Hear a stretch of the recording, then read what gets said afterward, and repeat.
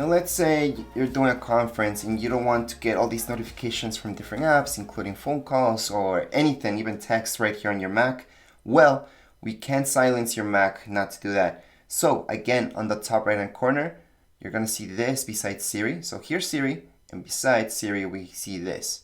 Just click on it, and you will notice this coming up. So let me just zoom in a little bit. See this where it says do not disturb?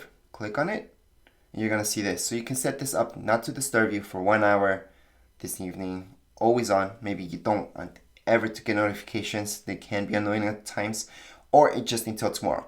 So if you have a really long thing, or maybe you're not really sure how long you're gonna be in that meeting, or you just don't want this to disturb you until tomorrow, just click right there. We're not gonna see any more notifications.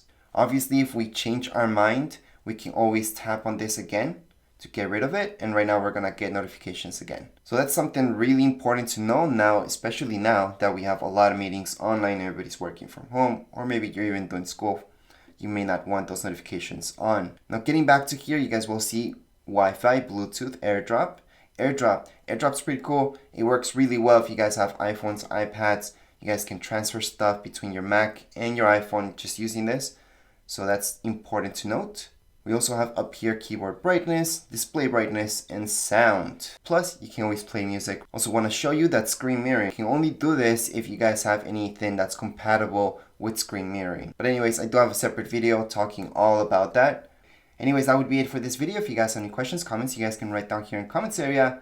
Don't forget to subscribe and rate. Thank you.